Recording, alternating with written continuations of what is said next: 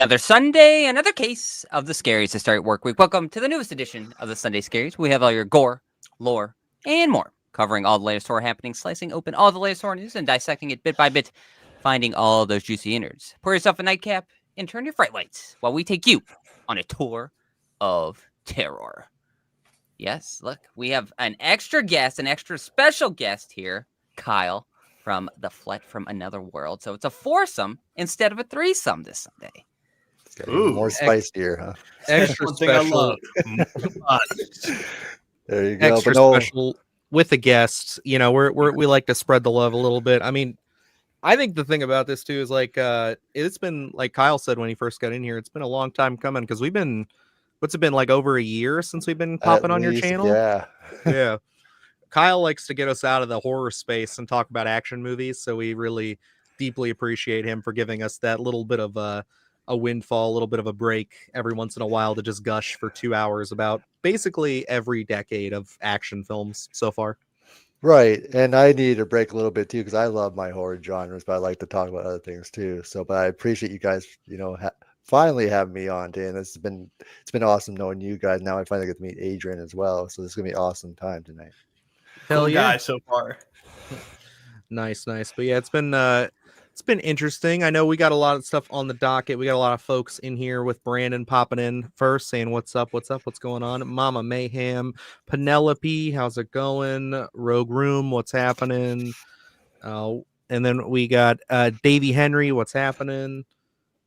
We got Hobalone, love it.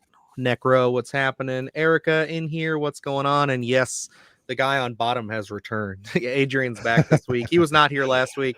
Last week was such a mess. It just kind of all like everything just kind of hit me all at once because I had like made the stream a few days early. We're trying to get on the ball with that, and I just completely blanked on like everything that we were trying to do. So, but nonetheless, we had an episode. I think it was pretty good. I think we had a fun time. Luke, did you enjoy yourself last week? Did you have fun?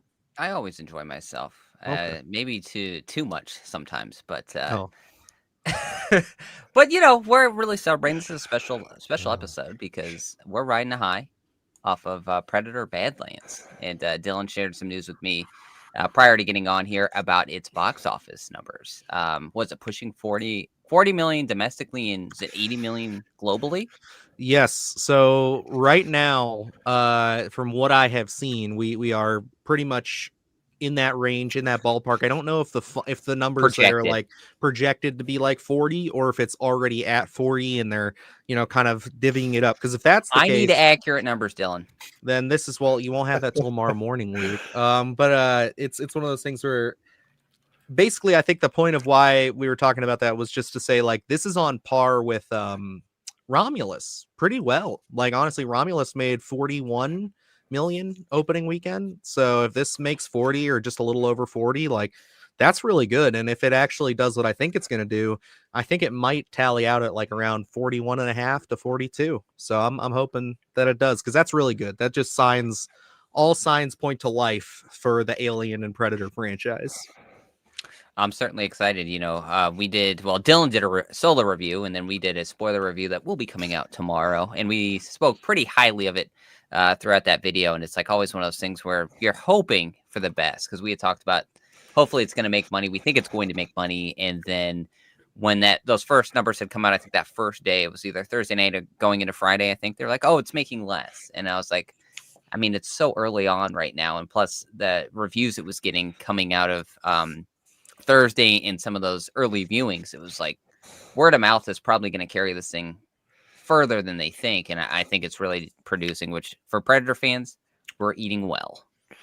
Absolutely. Yeah, I think it's going to do really, really well. I'm excited for everything so far with it, because looking at it right now, it's actually overall gross 81 million on opening weekend, so that's pretty good. I mean, that is right there with Alien Romulus, and like that pretty much has set us up for everything. So it's like, and like Brandon just pointed out here, production budget of 105 million, or yes, it's like they've already, like, even if it like drops, even if the drop is like 70% next week for people going to see it, say it doesn't have good word of mouth or whatever, it's going to be one of those things where it's like, it's going to make its money back and then a little extra. So that's good, especially because we all have to keep in mind and remember now that streaming, unfortunately, those uh, PVOD plays a big role in a lot of the earnings of movies nowadays. So I wouldn't be surprised if before Christmas we have this thing on PVOD, if not 4K. With as quick as everything moves, I could easily seeing it being available VOD. I'm certainly going to go see it again in the theater, I think, this coming week, but I'm very eager to be able to watch this one at home just because it's so much fun. It's just a thrill of a movie, like we talked about again tomorrow in our spoiler review. The scope is so big in that, and it was hard for me to reconcile at first just because a lot of Predator films seem to be a little bit more intimate, even like Predator 2, where it's pretty much Danny Glover versus a Yautja, and you have Gary Busey in there, but it seems a very direct story where this one is very big. We're in another world and we're dealing with a lot of CGI, but it's such a fun story. It's really an epic of a film. You can really get lost in this in terms of what we've seen in the Predator in the past. So this one's a lot of fun, and I'm really eager just to be able to sit down, watch this one. I'll make it a Christmas movie.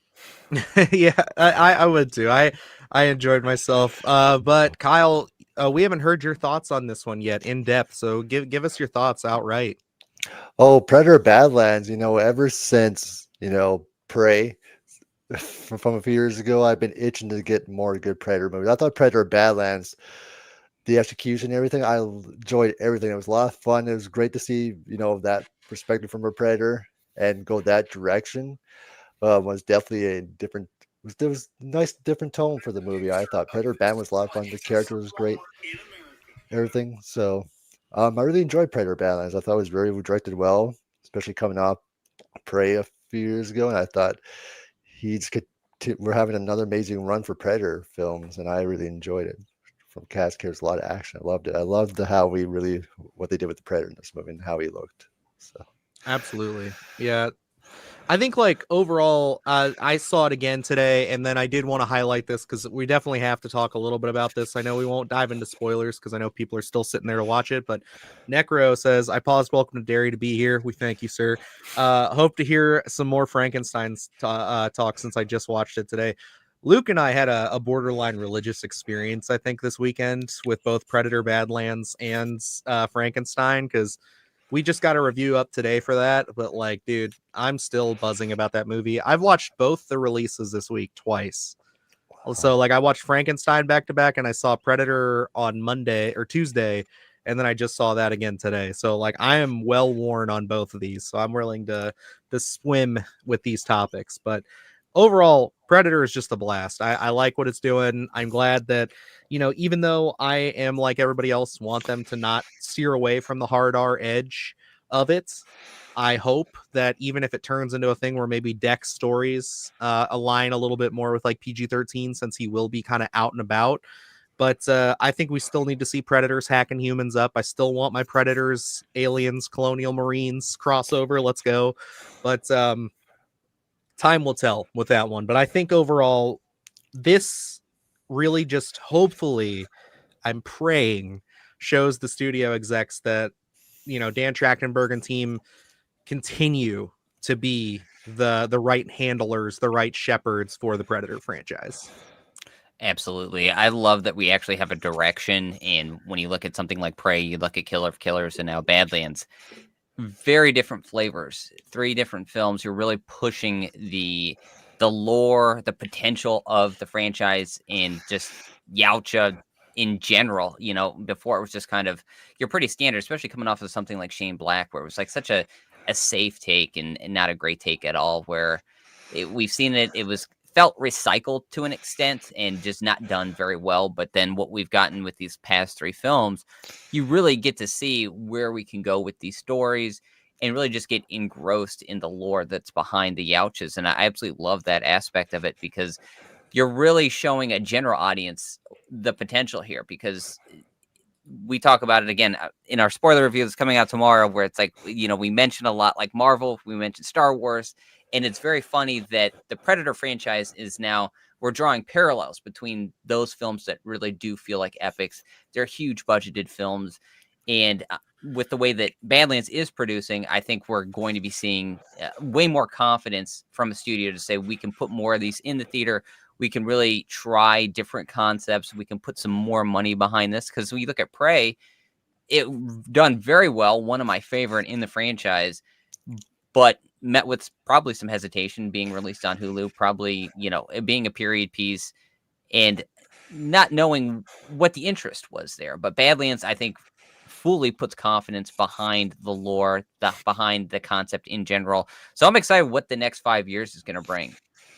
Yeah, I did want to chime one piece on that. But like there was an interview with Dan Trachtenberg this week when he was talking about Prey a little bit more and kind of how that came together. And I guess because of how bad 2018 turned out, Prey was actually always set to be a Hulu release from the jump. So it was one of those things where like they had just lost complete and utter faith in it, and they were just like, just try anything at this point. Let's see if we can get some subscribers off this, because you got to remember at the time that was during the whole fiasco of Fox and Disney. So like halfway through production, the switch happened and everything, and it just kind of got shepherded away. That's where we got things like Underwater kind of just got pushed out and like just left to die in the theaters right at the beginning of 2020. It's like it's very interesting. But honestly, I'm so happy to be sitting here on the other side of that with like Dan Trachtenberg being kind of fulfilled and having now not only a successful return with Prey, a really cool new like direction with Killer of Killers, but now really bringing it home by having a box office #1 at the box office Predator movie again. Like, it's been a long time since it's happened. I don't even think 2010's Predators was #1 at the box office. I remember hearing it did pretty well though. It definitely it did all right, I think, because that was one of those ones that came out when they still were like, yeah, Predators got legs. Like, let's just put that in the middle of the summer with 100 other like big tentpole releases. I'm gonna check that out though. Just they had so many stars and familiar faces on there, man. I was like, wow. So you did watch that one, right? Over this week? Yeah. Predator 1, 2, and Predators. And there you go. I gotta say, it really goes that order for me too when it comes down to my favorites. Like, I really loved Predator 1's my favorite. Predator 2, I really loved how it took place in like South Central LA. That was really fantastic. Unique. It's not where I saw it going. And I really I love the scene where they pulled him in like it's like a huge truck with like a lab inside it, and they're like educating him about it and stuff. I love that tasteful lore dump. That was gas. I love the way you put that, tasteful lore dump. That's awesome, dude. And then I started like putting like connections together in my head. I was like, wait, they're gonna try to capture the Predator, get the alien technology. Is this how they become like a sci-fi futuristic society in like the Alien movies? But then I had to remind myself, I don't think they were always in the same universe, were they? Nope, not. It's definitely not during Predator 2. I think like the comics weren't even out yet, were they? For that, Dark Horse comics came out, I think, June of '89. So they were out for the second one, not the first one. First one, what was the release? Original Predator, was that '87? That is '87, I believe. You're correct. Okay. Hang on, let me see. Yep, '87. Yep. Wow. That's, Dark Horse comics are kind of just like internet lore, the fan fiction, where it's like we base it off a film and then we really just expand on the lore. I love that aspect of it. If you haven't checked out the Dark Horse comics, I haven't checked out all of them, but it's just a wonderful lore. It's a deep rabbit hole to get just fall down in, because there's so much there, so many different takes, different stories, different Youches to get involved in. I think that's what there was so much influence with Predator 2, where it's, you look at that film and at the time, even for me as a kid being like, oh, Arnold's not in this, and Danny Glover, it's like, it was such a heavy switch because we're expecting Arnold in that. But when you really look at that film and you sit with it, it does so much in terms of adding lore. It has such a personality to it, like Adrian's saying, in LA, the concrete jungle, really drawing those parallels. It's like really how you would do something so different in the same universe. And that's really where you start expanding upon that potential. But and I don't even know. I never looked at the release numbers for Predator 2. At least I don't remember. Dylan and I did a podcast on it way back in the day, so maybe I knew it at one point. So I don't know if that was underwhelming at the box office in anticipation, from not having Arnold and maybe expecting him being such a heavy character in that. Yeah, I don't know necessarily where that's gonna sit. I don't remember those, but I did finally get my answer for Predators. It opened at number 3 behind looks like Despicable Me and Twilight Saga Eclipse, which was in its second week. So that was a very competitive little weekend there. Oh, you want to hear the rest of the box office from previous weeks of, I guess, competitors? Behind that, you had Toy Story 3, which was in its 4th week. Oh yeah, The Last Airbender, Grown Ups, which say what you will about them, but like Adam Sandler's movies perform. Night and Day, that Tom Cruise movie, The Karate Kid, the first remake, and then the A-Team at number 9. Man, what a That time to be was- around. It was a big summer. Like the Predators had a lot of competition, but like, hey, number 3 is not bad. But again, having it top the box office again after Prey, Killer of Killers, and Romulus, like we are in the best possible position we could be for Predators right now. Big question here, fellas. What happens if we drop Edward on the gaming preserve? Does he take on the Berserker Predators, and does he feed on them? I don't know how that goes. I don't know if you can drink Predator blood. That's the question. It's blood, but it's just not human blood. I want to save it. There's because I know a lot of people still haven't seen Badlands, but there's a moment that they do something really cool with the blood in this movie that I've never seen Predator do before. I was like, oh, that's so fucking cool. I love the way they think. Like, it's very really cool. That's all I can say. But I don't know, Edward. I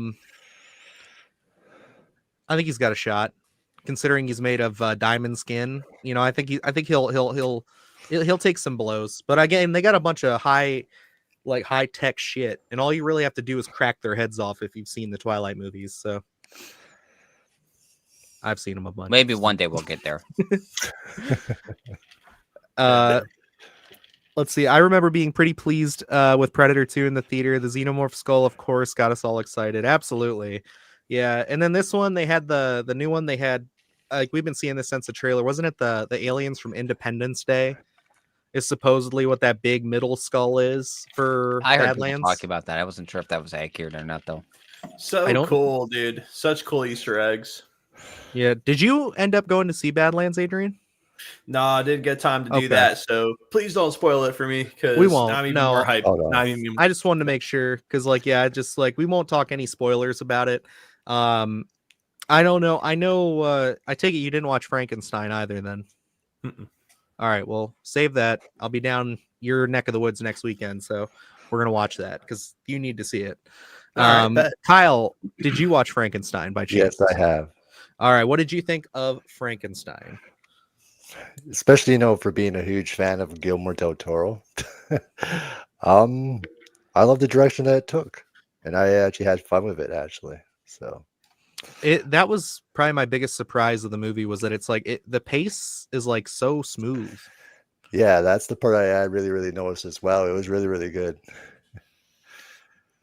Yeah, it was like I caught myself, because again, I watched it basically like the night of, and then the next morning or midday I put it back on. And it's like the movie just really just moves. Like, there's really not a lot of downtime, and I think like that was my biggest worry. Is like I think I said it to Luke, was like I thought this was going to be way more technical, in the sense of we're going to watch a lot more of how he's assembling the body, which you see a ton of that, but it's like it's so much more about the emotions and the feelings of the characters, and kind of the egos and the evil that they kind of bring out of themselves, and what it does to everything. It's like, it's so good.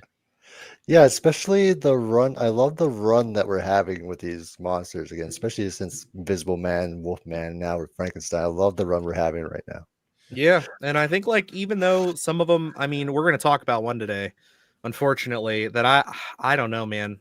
I don't know how you feel about it, Luke. We've hardly touched on it, but we have another Universal Monsters property that's a little bit in danger, but then there's also a little bit of a return for some of that too. So we'll get there.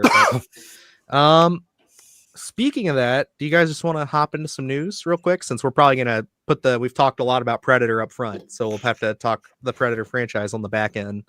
Yeah. You wanna get us started there, Luke, with the first story? Well, do you want to pivot right into the Mummy then? Sure. Let's do that first. Okay. Well, it looks like we are getting a fourth installment in the Mummy franchise. Rachel Weisz as well as Brendan Fraser will be coming back. It looks like with a fourth film, unexpected for me, and it looks like Radio Silence is going to be involved in this one as well. So we are opening up the universe once again, which I think the last film, the third installment, had come out in maybe 2008 or around there. So we've been dormant for almost 2 decades now, but with all these franchises, we're going to be talking a lot of franchises on the Sunday Scaries, and it looks like this one will be returning as well. Yeah, this was a huge surprise. Honestly, I would have never called this being a return. I know why they want it to be a return, because it was a very profitable franchise. Even when you get down to Tomb of the Dragon Emperor, it made a total of the entire trilogy, it says on the article here, made 403 million with no, there we go. It's Tomb of the Dragon Emperor was able to make 403 million through its entire run, which that's not bad. That's no slouch. I don't know. I mean, I love the first movie. I don't really have a lot to say about the other two. I remember seeing 3 in theaters and liking it, but I have never revisited it. And like, this is a franchise that's like, I can't say near and dear to my heart, but I love that first one. It's kind of how I feel about like the Pirates of the Caribbean movies. For me, I'm 1,000% on board. I've never seen the third one. Don't have any interest in seeing that third installment. I absolutely adore the first one. That is such a fun film. It's a great rewatch. I'll still even throw that one on every so often because it's so disposable and digestible. You could just have so much fun with it. Even the sequel's fun. The spinning off with the Scorpion King. I mean, I think it's a nice. Yeah, it's great. It's a nice, fun lore, and. I grew up with those films. Again, Rachel Weisz not being in the third one really hurt that, but I'm excited. I wasn't expecting a fourth installment. I figured that the franchise was just going to be kind of done from here on out, but Brendan Fraser coming back. I mean, I think that's probably why I'm most excited is to see these two back together again. And I love Brendan Fraser. I think he just seems like such a nice dude. And anytime he's going to be, in a big budgeted film like this, that's gonna draw a general audience. I'm excited to see what he's going to do. I mean, he's had so many great performances since there's a little bit of a resurgence here, and I'm excited to kind of see him catapulted in just being able to be in the spotlight again, because I think it's going to open up so many doors, and that's why I'm so excited. I know it was David Cogshell's going to be writing this one, who's done Orphan First Kill. I think he's done another film. It's I put it in the notes there. What is it That's called? his biggest one, I'm pretty sure. But yeah, in your notes, the Family Plan he had done as well. So comedy heavy versus horror heavy. I think that's a perfect marriage in terms of what we get with the tone that we've seen with the previous films in the Mummy franchise. So I'm definitely intrigued with one to see what's going to happen. I think this could be a lot of fun. Yeah, I'm super looking forward to this. Kyle, how are you feeling about the Mummy coming back for another installment? Well, because I grew up, I watched the first 2 films so many times when I was a kid, and I enjoyed both of them. But the first one's always been my favorite of the 2, but they're still both fun. I was never a fan of the third one. I think not. No offense for the actress that took over for Rachel, but I think she was miscast, and that is Rachel's role. And I think that's what I didn't really enjoy the plot or story of the third one at all. The only good line from the third one was when, of course, the brother was always got to say the good line when and he says, "I had it with these mummies; they never play fair." So, but that was the only best line. But other than that, I am actually excited to see Brendan and Rachel back together. Hopefully it can really good. As long as I just hopefully we really get a good movie out of it, and let's not just waste the potential of having these 2 back and give us a really good movie. Hopefully that's the case, and hopefully Radio Science can pull off a 4th movie. So we'll see how that goes. But I'm excited that they're both back together. Question: do we bring back the same mummy from the first 2? So are we bringing back Imhotep? Do we go back there, or do we explore another kind of like what they did with Tomb of the Dragon Emperor, and a little bit with I guess making up one, because I don't think the Scorpion King was a real quote unquote mummy or like ever done other than for that movie, right? I don't think so. I mean, I don't know the lore. Hey, let's bring the Rock back though. Come on, I don't care. In his What's funny scorpion is, body. I never saw a mummy film except for Scorpion King. That's hilarious. That's the one you wound up with was the spinoff. Yeah, because love that friend that we had, I think his name was like Austin. Oh, He that showed makes me sense. Scorpion King once when he was over, and I was like, "Yeah, this has all kinds of flavor." For many years, my only exposure to Scorpion King was I would religiously watch Shrek, the first movie, on VHS, and it was one of the trailers. Was the Scorpion King trailer, and I would just watch it all the time because for some reason, as a dumbass kid, I was just like, yeah, let me just watch all the trailers before every VHS movie every single time. Like it just like it was no mind to be like, why don't I just rewind to the start of the movie and then I can just always start the movie. It's like, nope, gotta watch all the trailers. Oh yeah, 100%. For me, Scorpion King really hit like if you guys remember that older video game, Prince of Persia. It was kind of like Uncharted before Uncharted. Yeah. Mm-hmm. That's what it hit like for me. I watched my older brother play that, and then I got to see that as a movie. I was like, yeah, I'm into this. Yeah, I'm still very excited by this. I feel like this is early stages still, but I mean, like the fact that they have all these writers, they're saying that Rachel Weisz and Brendan Fraser are coming back. Like it still feels pretty solid. Like they're shaping up. We've seen movies fall apart at this stage of production many times though, so I do want to see where they get, but there is a lot of questions on the table. Yeah, like what mummy, what are we going to be talking about? Are we going to disregard the sequels? I've seen that getting floated around, at least number 3. So we'll have to see what that is. Maybe do that. And I think that they need to take notes from Predator Badlands and just not do the stereotypical legacy sequel thing we've been seeing a lot since Force Awakens, where it's just a bunch of here's the older cast members, these are our kids. There you go. There, it's by the end, Brendan Fraser dies, and it's all sad, and then that's it. You know, that's what we get. Right.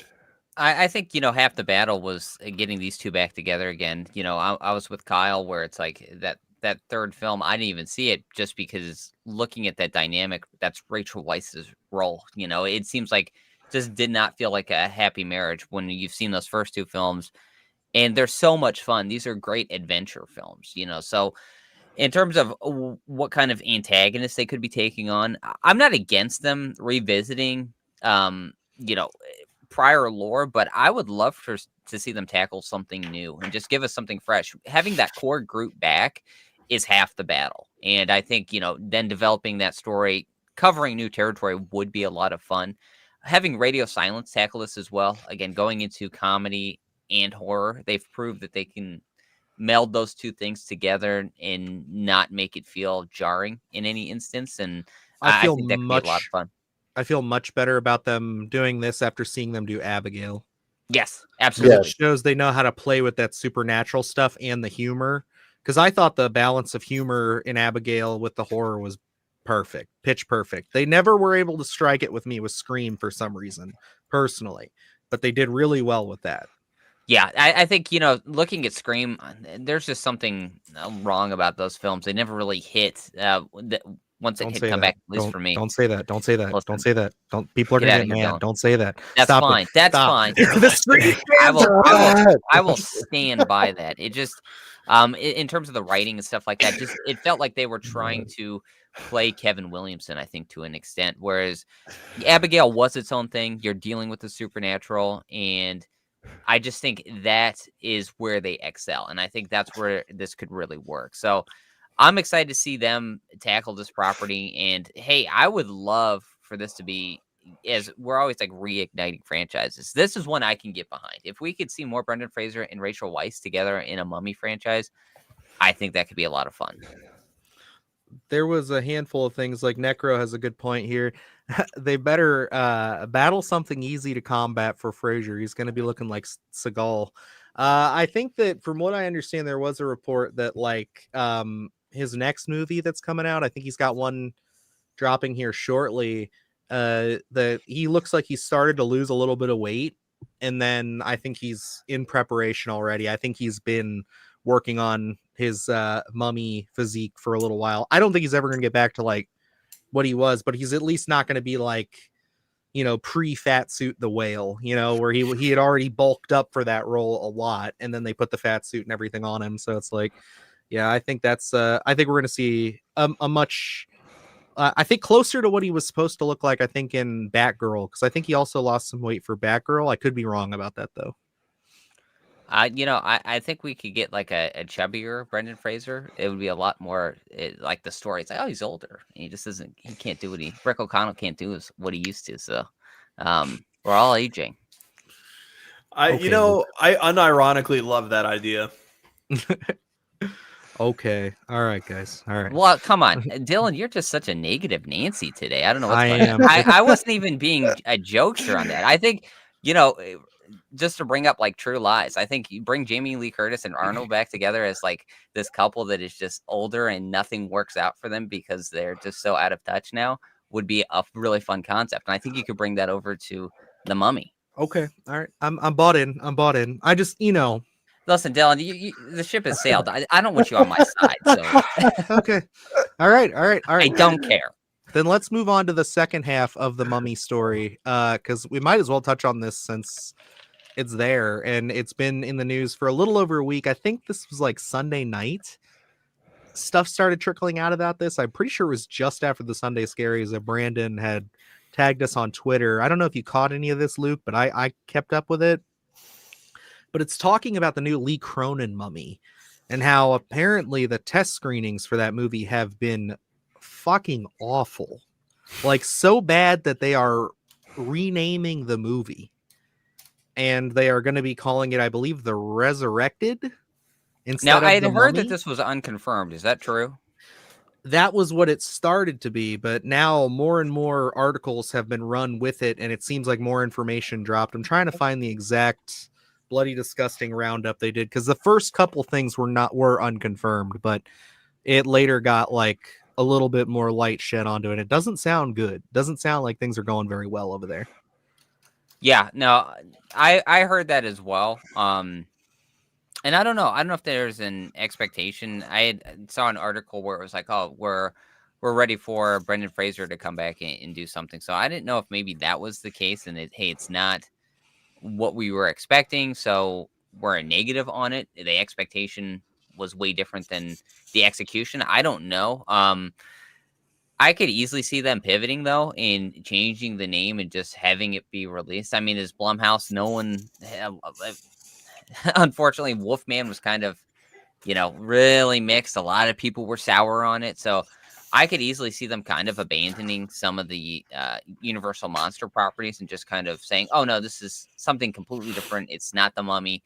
Don't go in expecting something like that, especially now that we're getting this news with Brendan Fraser and Rachel Weisz. I don't know. Even that could put an even bigger negative spin on it if they're trying to do this Mummy universe, and then we're going to have the original, you know, from this bigger franchise from the late 90s, early 2000s coming back. So I could easily seeing that being pivoted. I just haven't seen it 100% confirmed yet, but I could see it happening. Yeah, it's one of those. I'm trying to find it right here because I'm getting all the Lee Cronin stuff now. But pretty much, yeah, like what seems to be happening here is like the movie is like, basically it was looking like it was going to be a Mummy movie in name only, really. Like there's a little bit to do with kind of this, like, I guess if Brandon can correct me if I'm wrong, he probably knows the article a little better than I do, but it was like not like an amulet or like a bracelet of some kind or something that was like tied to it. And like, it was kind of like this lady gets possessed, almost Evil Dead like the hot chick. Sure, yeah, we'll go with that. But like, yeah, it's it just sounds like they're not embracing, you know, kind of what I think people have been wanting from this. Very much like what Frankenstein did, in the sense of just embracing the concept of being the monster, doing everything, even with the kind of gothic touch. This is very much trying to go the way of like the Invisible Man and the Wolfman, which again, I like both those movies, but being very, I guess, modern to a sense, and only, again, really being a Mummy movie in name, which I just don't think that's going to work anymore. I think that ship has sailed. Yeah. I don't know. I think we're in a tough spot with it, because there was a quick turnaround with Lee Cronin's, if I remember correctly, because I think wasn't the cast being announced as like in Lee Cronin like a month later? It was like, oh, we're all wrapped with the story. It was like, I think, was it in May when we were still getting announcements of the cast, and I think he posted something on Instagram or something like that said they were wrapped really quickly. Is that correct? Or I think maybe they had started shooting real quickly because the wrapping was he posted something that said all wrapped. Oh up. no, you're right. It was in June. They wrapped. Yeah, so it wasn't very long at all. And Jack Rainier is in it. Yeah. I remember it was like right around the same time. Yeah, they announced him in March, and then June it was wrapped. So you're right. It was like 3 months basically right there. So it's like you could easily pivot that story and untie it from any sort of Universal monster lore and just kind of do your own thing, because if it does feel like general, and I guess we're still in that. Even though we've had the Black Phone 2, which was a pretty decent win, I think, for Blumhouse, even though they've had just so many losses. So I don't know what their thinking is here, I guess, because The Mummy does have name value in terms of being a Universal monster, but maybe a lot of people are going to remember the Tom Cruise version. It's like that one was. I don't think many people remember that. That one was pretty negatively received. So I don't know. Maybe you're going to try something completely different and say, what is it called? The Resurrected? Something like that. Yeah, I'm pulling it up change right the here. marketing on it and then just let this one be. I think, you could have two different films existing as The Mummy. I don't think it's really going to affect much, but I don't know. Maybe they just want to wash their hands of it and say, we don't have that much confidence in it. It's just going to be I don't know. It's hard to think that after Evil Dead Rise and then Lee Cronin's next film's not going to get that much spotlight. It's such a weird dynamic, but it's unfortunate. But I think it is something that's like we've seen that happen with stuff before. Like, I mean, look at Shane Black's The Predator. Like, Nice Guys was a modest hit.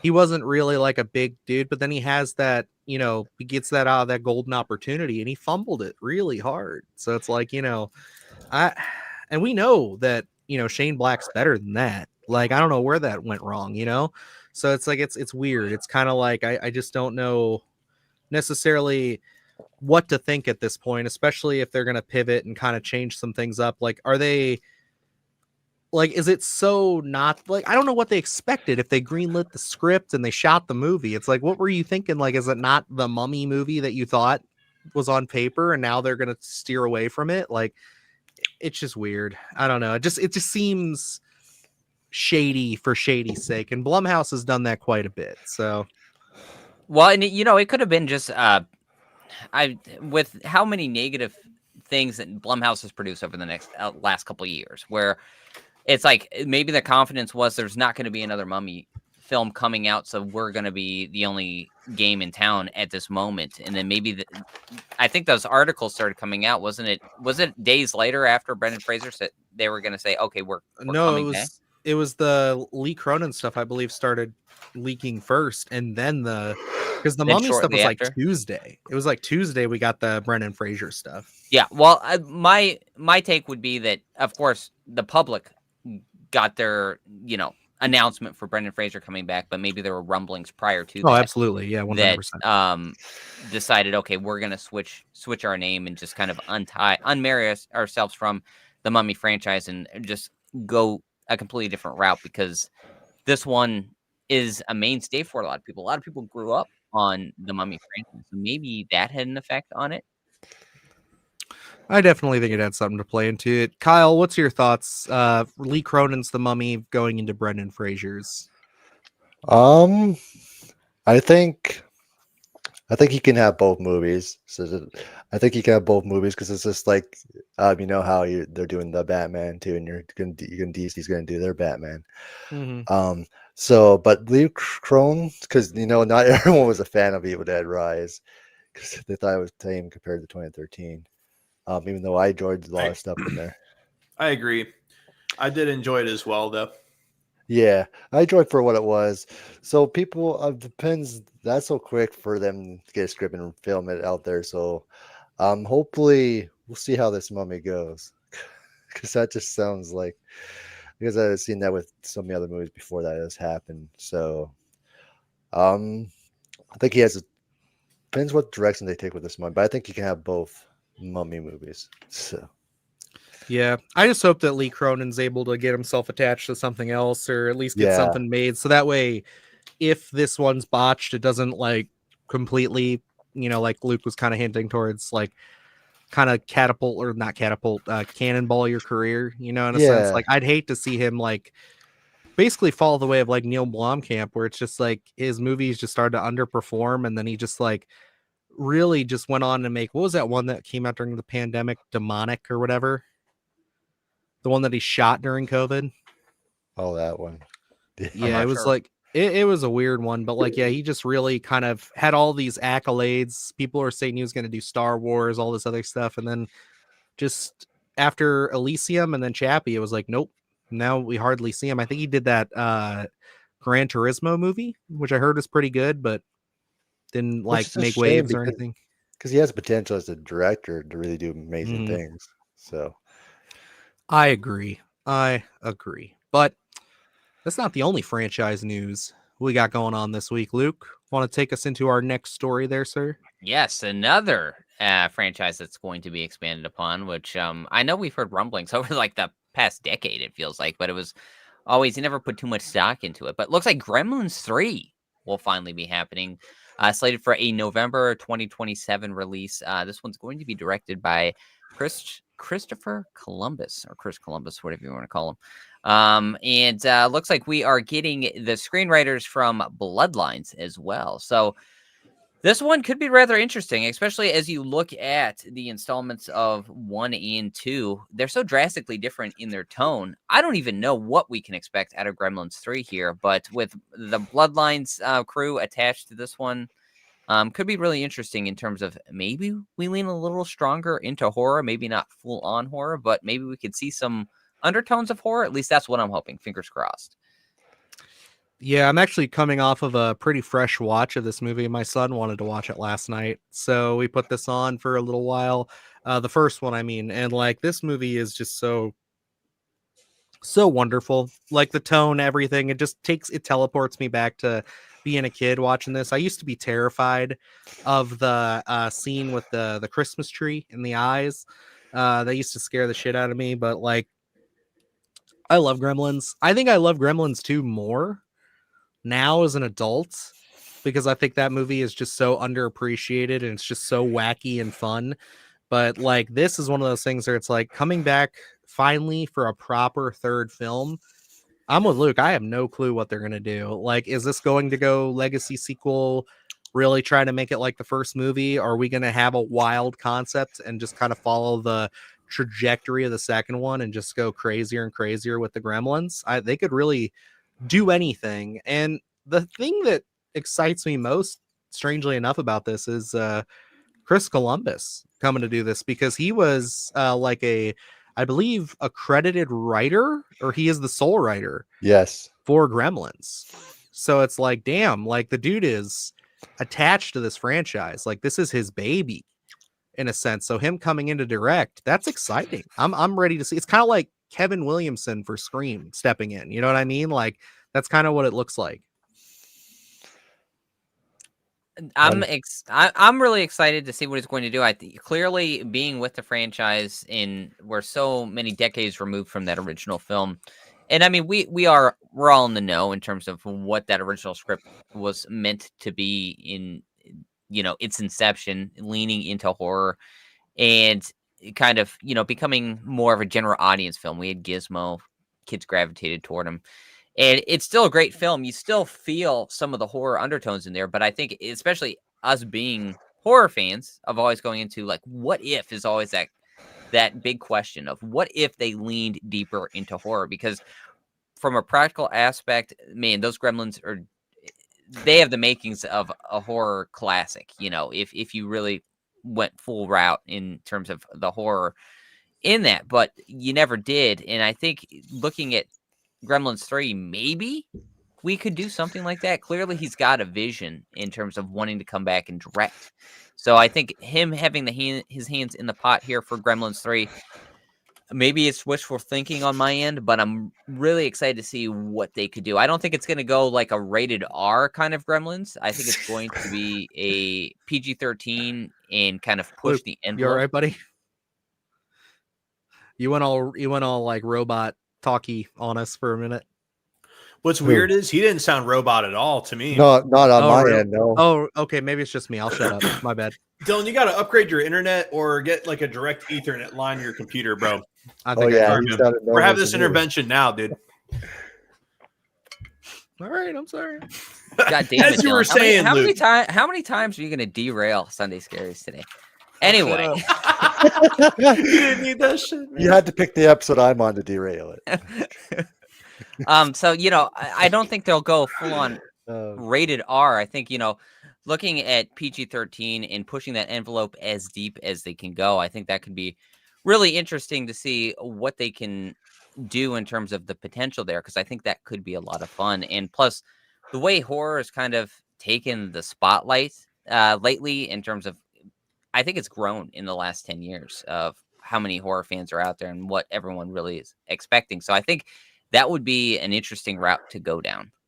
Especially, I love the first two films. Especially, that original script was supposed to be much darker and kill off Gizmo. Thank goodness they didn't. But that would have been interesting. But yeah, that first film is so, one of my all-time favorite movies. Even the sequels, a lot of fun. Because there was still some dark, like, nasty, like, kills, but, not where they could really, really take it with the Gremlins. If they really want to. And make it really, really scary. So I think having Chris Columbus back is actually a director, because especially I've been a huge fan of his since, the first two Home Alones, first Harry Potter, and all those a couple of other movies that he's done as well. And with Spielberg, producing again too. It's pretty cool.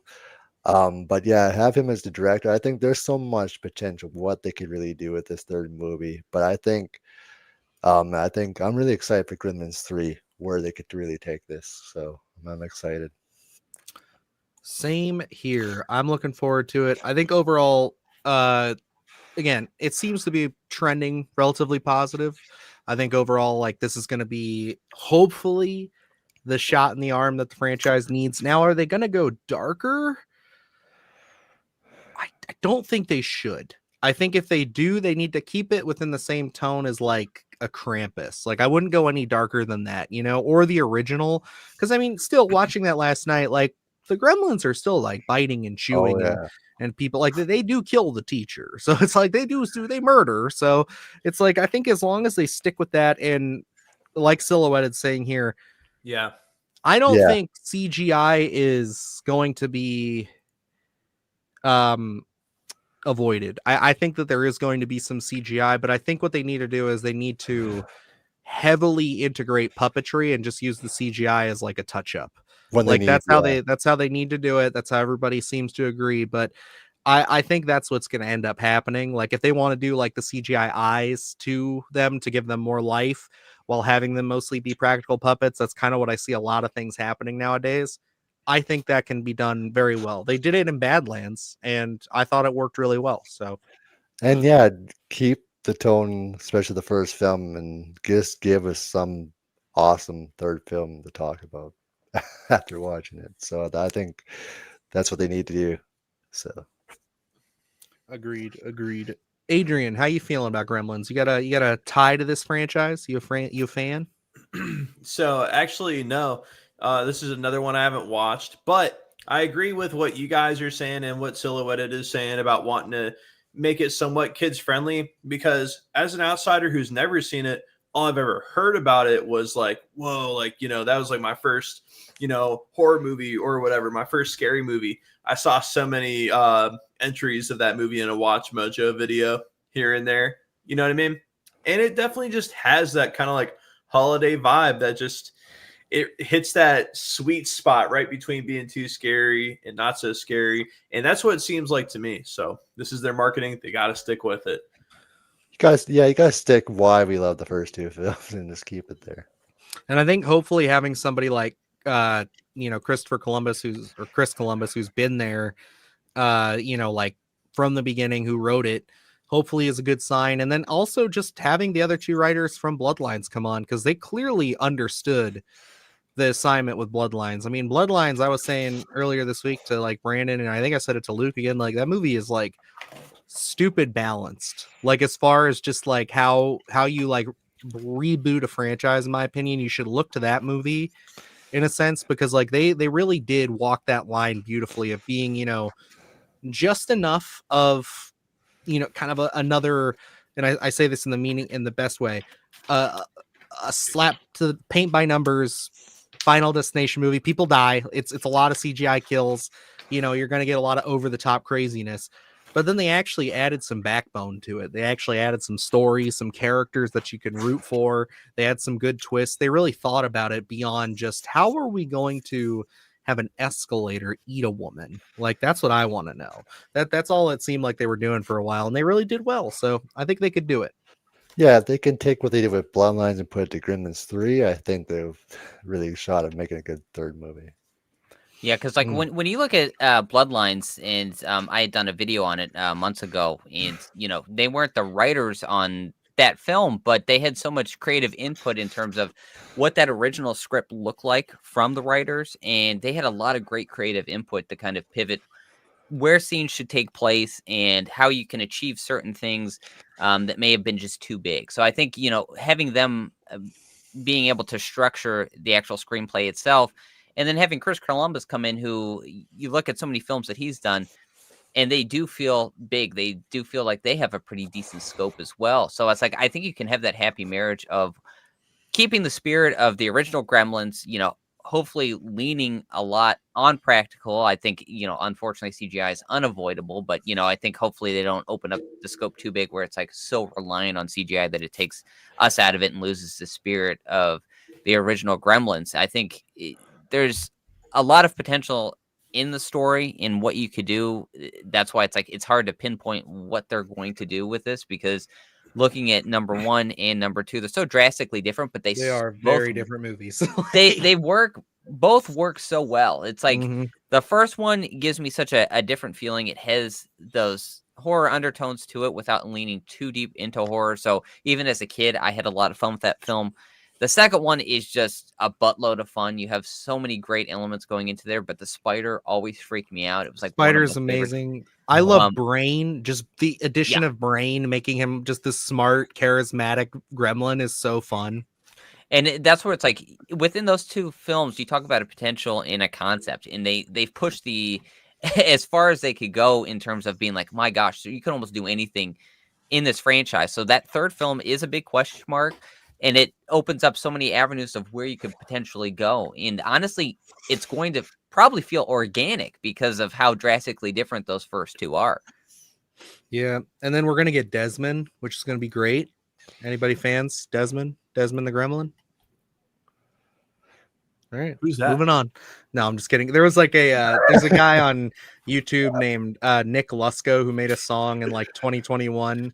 And they made like Tim Heidecker and those people made like a little music video for it, but it's called Gremlins 3 Dawn of Desmond. He just has this dude who's like written his own fan script in this song of Gremlins 3, and he's complaining why we haven't gotten it. And it's really funny, but it's good shit. Desmond the Gremlin. We got to get looking this up. It is funny, but I don't know. The one question that I have here, and Atticus asked me this, actually, my son, for those of you who don't know. He's only 3. He loves these movies. He asked me if Gizmo was going to be in the new Gremlins. And I said, I don't know. I imagine he will be. But knowing how these sequels go, are they going to kill Gizmo? Is Gizmo going to be an old man? Or is he going to be ageless? Because like a lot of the lore, if they're using the lore from the animated show, he's been around for a long time. Like he's been around forever. I haven't seen the animated series. Is Gizmo in the animated series or yes? No? He's the main. He's the main did he guy age? Next to the kids. No, the animated series takes place before the movies. Okay, gotcha. Okay, yeah. So for me, there's no way they're going to kill Gizmo. I think if you didn't have Gizmo in number 3, there would be an uproar in being like, what the hell's going on here? So I think we're going to see Gizmo. I don't think they're going to kill him, and I think he's probably going to be timeless. I think we're probably going to get maybe some of the original cast returning to bridge some sort of gap and make it satisfying on screen, because you could just have Gizmo show up in a different area and be like, oh yeah, this all happened, but I think that would be a little bit unsatisfying to an audience. So I think we're probably going to get some of the legacy cast return, and just to kind of bridge that gap, whether it's going to be a big portion of the story or not. But I think something like that will happen on screen. But I think it's safe to say Gizmo is not going to die, just because, hey, he's made it too far, or I hey, a lot of people in movies have made it pretty far, Luke, and they just think if they kill him, they're doing something bold. Well, you tell me the cuteness level of Gizmo versus any other legacy character that's died. David Arquette is like still a close second, but yeah, they did do that. They did do our boy dirty in that movie. So, goddamn, stop reminding me. But just to clarify, The Secret of the Mogwai, the animated series, which is pretty good, I have to say, I liked it a lot. Is taking place in 1920s China. I knew it was older, but I didn't know like it was 1920s, 1940s. But 1920s China. It's about basically the very first time Gizmo interacts with humans. So it's pretty fun. It's good. Is that on Netflix? It is on HBO. Oh, okay. Yeah. I would say you should show Ella this if you want her to like ease her way into Gremlins. She will love it. Lots of cuteness, because even the Gremlins themselves don't look that spooky, because that's the thing that I was always worried about with Atticus, was like, because like, again, looking at like me being a kid, even as like a 10-year-old kid, I was shitting my pants when we see the Gremlin in the Christmas tree with the eyes, and then him getting put in the microwave and everything. Like, that was still scary to me. But like, I don't know, the little Gremlin men in this, they don't look too scary. So I'll find it here. I'll watch it. I think it was like 2 seasons. I think is that correct? 1 season so far. It's supposed to come back for a second. Oh, okay. I got you. But who knows now that they're doing the movie. It was one that it intrigued me when it first came out, but I just never got around to watching it. I think maybe did we have the channel at that point? I think we did, because I think we covered it at some point. I had the best. Yeah, it came out in 2022. Gotcha. Yeah, I had the best intention of actually watching this and just never got around to it. But yeah, this is what they look like. You can see they have a very like goofy kind of kids energy focus to that. So I think it's a little softer for them if you don't just want to, traumatize them off the rip. But they do a good job. I like Me the Gremlins. But hey, I threw my kid in on the deep end, and you know what? He's doing just fine. He went with us to see Predator today, so he absolutely adored it. So yeah, and I gotta say, I think you gotta have a lot of Gizmo, because I think if you just killed them off, they would just shoot themselves in the foot. Then, so you gotta have a lot of Gizmo in this movie. So I think this movie opens up with Gizmo's funeral in the backyard, just like a dog. They're just burying him. It's like that's what it is. Everybody walks out. How dare you? And then they leave him out there, and it rains, and then you learn that a dead Mogwai multiplies zombie gremlins. I think what we really need is some sort of montage of Gizmo and Rambo finally on screen together, and they're just picking apart a bunch of gremlins. I think that's the way to go. Absolutely. Let's crossover. That's what we need. All righty, Brandon. Thanks for hanging out with us, bud. We appreciate it. We'll see you next time. Let me see here. But yeah, I'm excited for this. I think both the Mummy, Gremlins. It's nice to hear that we're getting some fun shit with them. I think that it's about time we get there. With some of these franchises, I know like they really wanted the Goonies to come back. I think that's still happening. But I always hear random shit about that. Like, I have no clue if that's actually serious or. Of all of these franchises that I grew up with, like I always associate like the Spielberg, Joe Dante era, like that era of films, like they're all kind of entangled. Like you watch Goonies, you watch Gremlins, it's like you got all this stuff put together. But I always felt like Goonies was the last one that I would probably do a legacy sequel to, because it's like you're not gonna you're not gonna do it. Like, you're not gonna capture it. It's like, even if you bring back the old cast, it's like it won't happen. There's Like, certain movies I think just need to stay original and not have legacy sequels. Not every movie needs a legacy sequel. agreed. Absolutely. Like I don't even know what you do with the Goonies. Like I feel like that Thank would you, be Mama Mayhem. dumpster fire Supporting my before it even ideas. got off the ground. Yeah, it would definitely be one of those things where I'm just like, I hope with all my heart that this is all good signs. You know, this is great. I mean, we've seen how things, you know, have, like, we've had, I think 28 years later was a success having the original director come back, but we've seen how people react to that stuff, especially when they have new things to say and they're not just giving them the same movie. So who knows? I think I'm being pessimistic, but I will still do my best to look forward to this. I know by the time a trailer comes out, I'll be head over heels unless it's absolutely terrible. So Yeah, I think, it's kind of a double-edged sword where you have a built-in audience because they love the first and second one, but then they're also going to be highly critical because they love the first one and second one. So you could almost do no right unless, I don't know, even retelling something of like the original. Sometimes it'll be like, oh, it's so samey, but sometimes people are too afraid for them to go in uncharted territory with the franchise because it's too different. So I got it. New family gets Gizmo. Dad's working at like a fucking toy store or something, just like the first movie needs to. He's talking about how he can put one in every house. The second movie, they're talking about making him a commodity. We'll do it again, but this time, Gizmo is a social media sensation, kids. He's going to be a TikTok star. He's going to be getting all the galaxies and everything on TikTok for this family. And then they're going to put the Mogwai in the TikTok shop.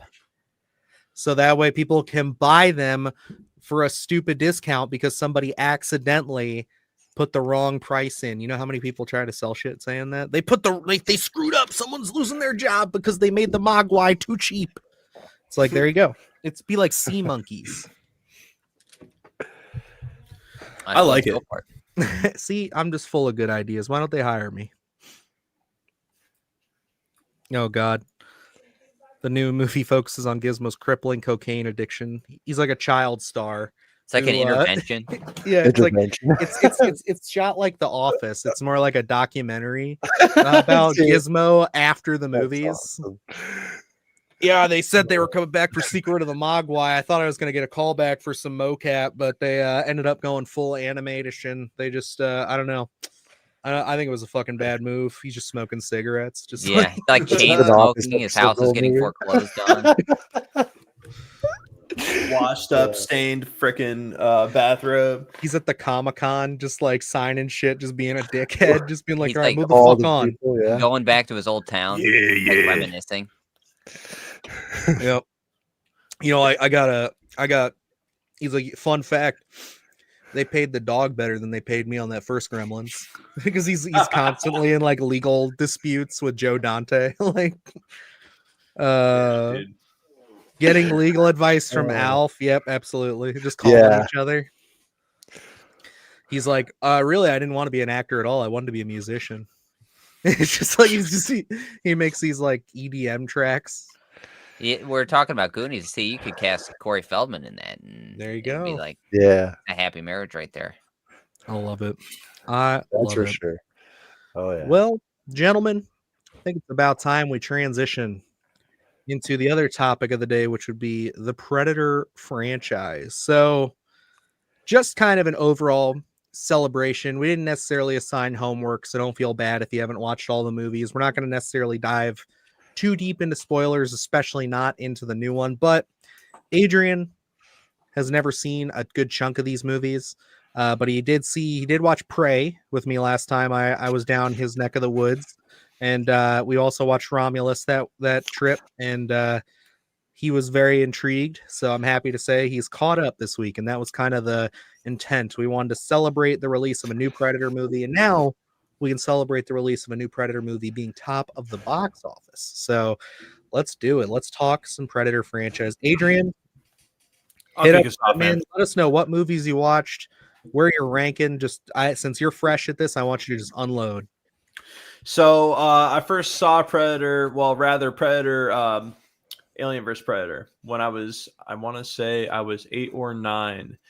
And I had a buddy. I was over at his house. He was like talking all about it. He's like, "You got to watch it before you go." I was like, "All right, bet." So I remember only watching like 20 minutes of it, but I was very intrigued. So I convinced my mom to rent it for me at Family Video because I was like, "Mom, it says Alien in the title. You're gonna love this," and it worked. So I remember kind of watching it, but I only remember kind of like a little bit of it, or maybe it wasn't even the original AVP.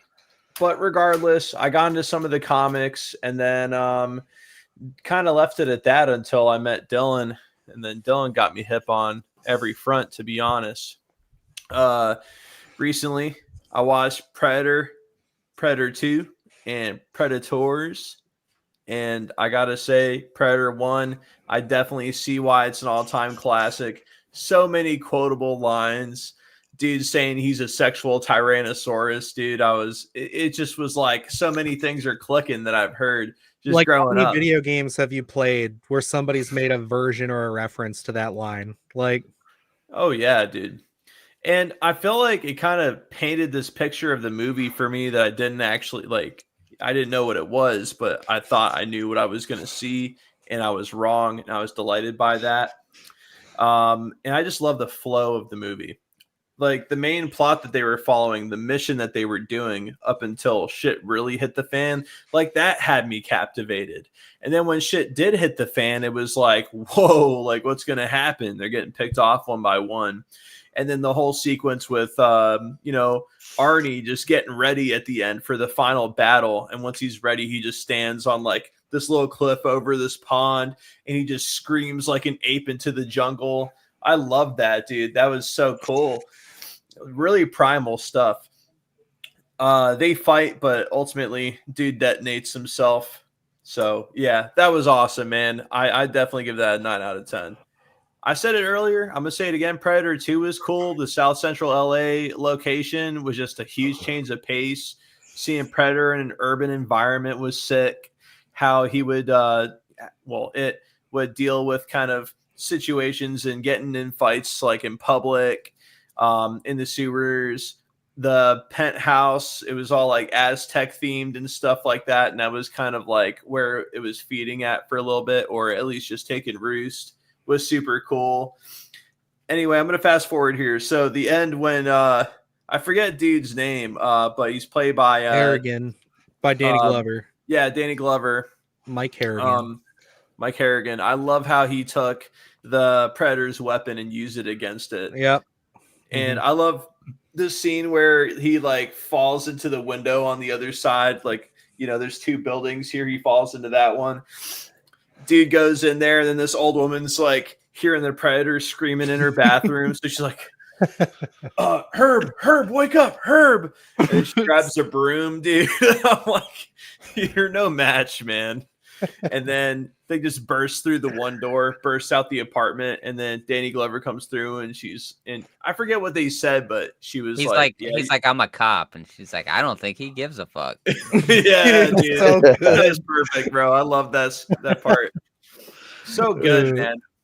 And you know what? In the beginning of Predator 2, I was getting worried. I was like, am I just going to see Predator, the first movie, but just like retold with like South Central LA, texture pack? And that's not what I got. It was organic story. I really loved it. I loved all the action. I love the 90s cheesiness. They kind of like build the lore of the Predator in this one a lot more.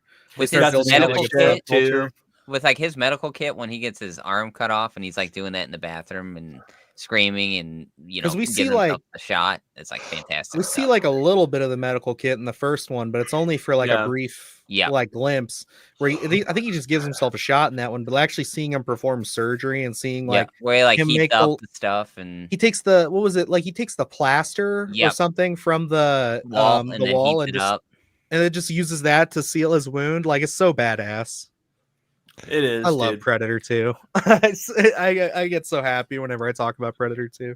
And then the ending where we get to see all the Predators was just, I think that was, as a kid, that was so iconic because it expanded so much of the lore. Because you know, in that mindset of there's only so many predators out there, and then it's like, oh wait, there's a whole hunting party out there, and it's like you get to see each one. It's like I remember pausing my VHS to try and get, because you only see him for a brief second. It's like I wanted to see the design of each one, and I remember I like the smallest one out of there was my favorite for no reason other than he was the smallest one because he looked way more unique, and it was like I just love that because I was like, I remember the theater of the mind as a kid being like, oh man, what can they do next year?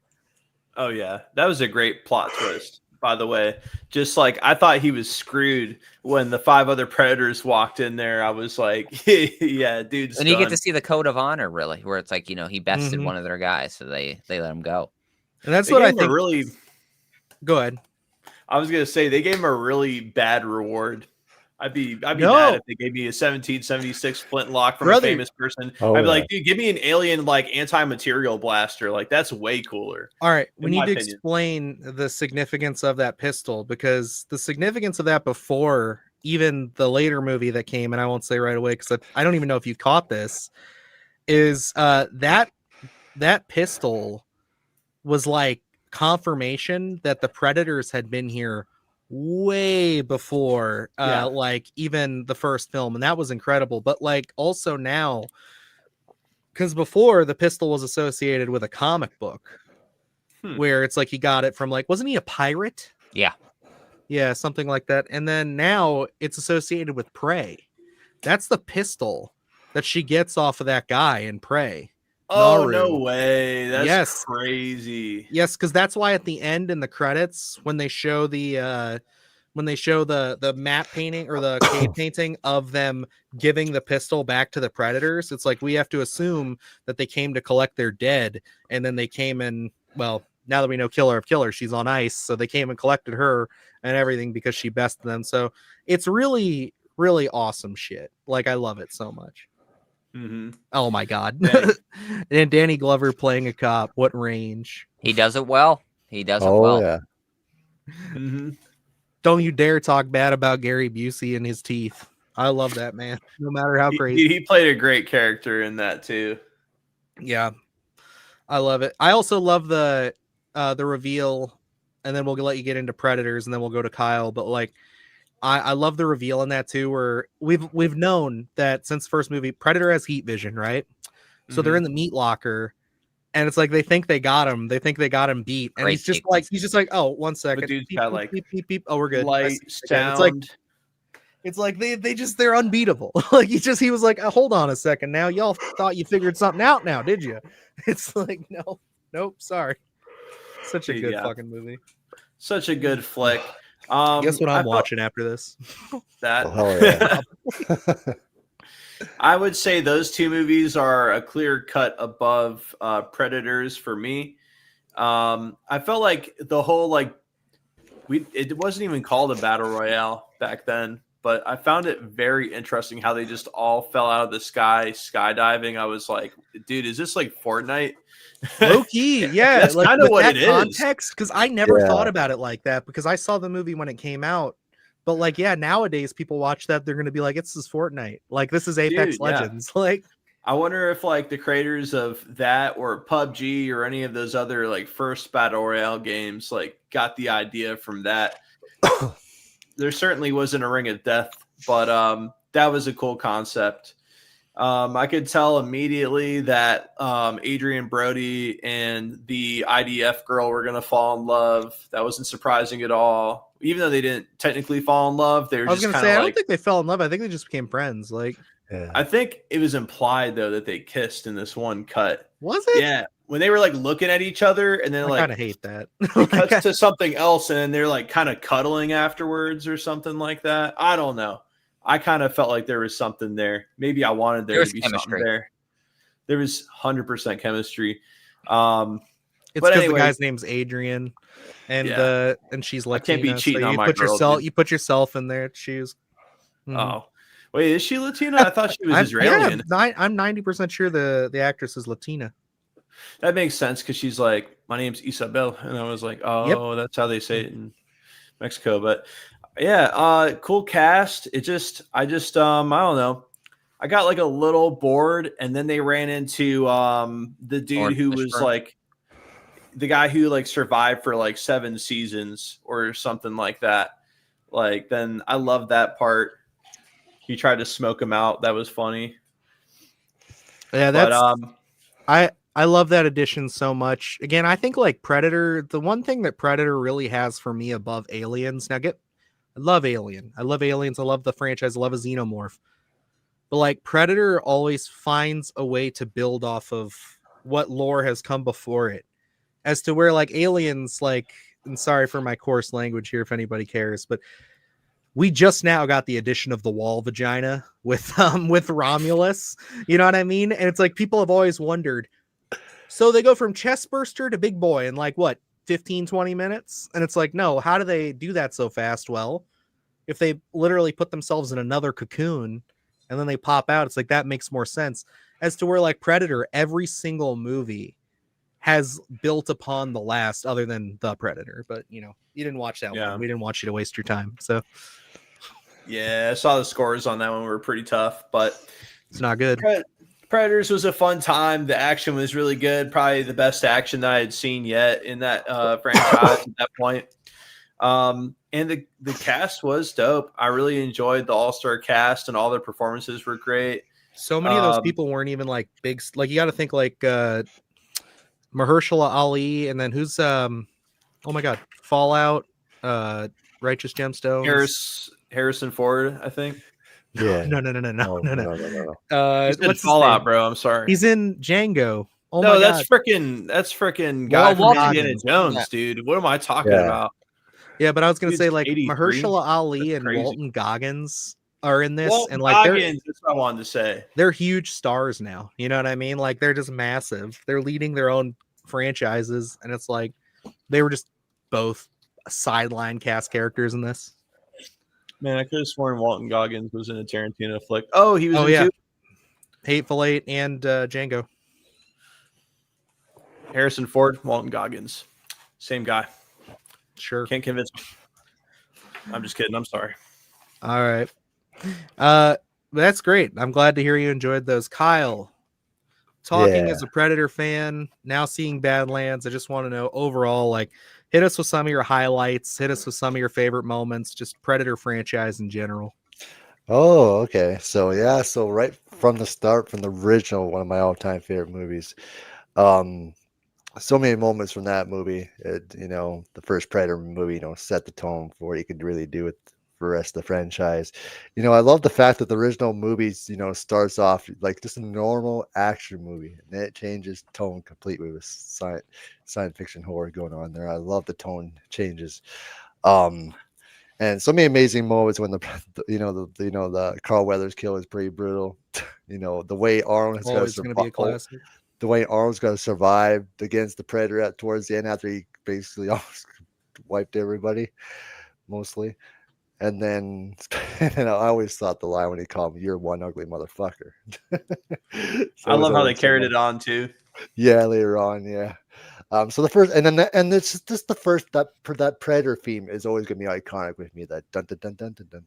Absolutely. Oh, absolutely. Oh, Alan Silvestri's score. Forever. That's why I was happy when it returned for the game for Predator's Hunting Grounds. So, the first Predator movie is iconic.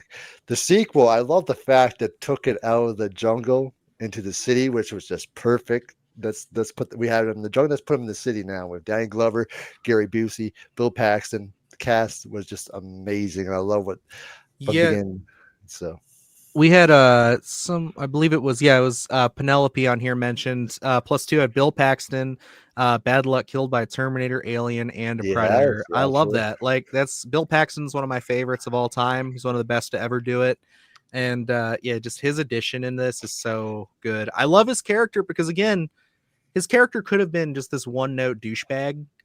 But like the fact that he, sacrifices himself, basically, he puts himself in front of everybody on the train, or no, he puts everybody in front of him on the train to get them out before dying to the Predator. Very honorable, very good. Like I enjoyed it. Yeah, so I think the sequel is amazing, fun sequel, and what they did with that movie was awesome. Predators from 2010, Robert Rodriguez directing. I thought the all-star. There's a lot of good chunk of people that I knew in there. I thought the Isabel character was amazing. There was some cool Predator action. Even the final act was a lot of fun. So Predators was a lot of fun. The Predator, garbage. Won't talk about that one. But if we need a comeback after that one with Prey, was phenomenal. Prey was a huge return for the franchise, especially the Predator fighting a bear. Come on, that was awesome. That was a badass. I do love the bear. That was really Predator. Dope. Oh, I have I got the NECA figure not too long ago. He's on a different shelf over there, but I have him raised with all the blood coming down. Right, and then I love the setting where they chose it, like years way even before all the other previous movies, and the setting was perfect. And the lead actress that played her did a phenomenal job, and it brought back, that more survival, how you survived Britain, and how she beat him at the end. And even I was a fan of Predator Killers vs. Killers. It just showed you can do these IPs in animation properly if you really want to, and it was an awesome movie. And Predator Badlands was incredible. So yeah, I'm glad that we're making a comeback. To me, I think you only had really one bad movie, was The Predator, in my opinion. So everyone's different. But, yeah. No, I understood. Yeah, no, I would agree with you. I think as far as just Predator solo movies go, like definitely that one's the worst. And then I'd have to say, like, if you factor in AVP, it's like, Requiem is probably the only other one out of the series that I would say is pretty rough. Yeah, speaking about those two, I was excited when I heard that Alien and Predator were going to be together in a movie, and there were some pretty cool moments. But yeah, Requiem was so hard to see in that movie.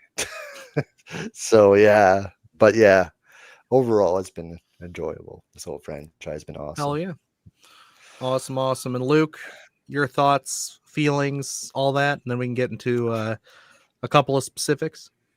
I mean, Predator in general is just one of the most iconic films, I think, through cinema over the past decades. It's a film that has a heavy influence on adults now, just because I remember watching that film as a kid and playing with my action figures, having a Predator action figure. And, it's that iconic story of this beast in the jungle and this military team. I mean, come on. It's just grade A top choice beef in that film with Jesse Ventura, Carl Weathers, Arnold Schwarzenegger. You don't get a better cast, a more manly cast than that, I don't think. And Jesse Ventura in that is, dug in deeper than an Alabama tick. It's like some of the one-liners in that are just fucking phenomenal. I ain't got time to bleed. It's just so many epic things. Blake and Mac are just some of the best characters in that. One of the most haunting scenes for Mac. Me.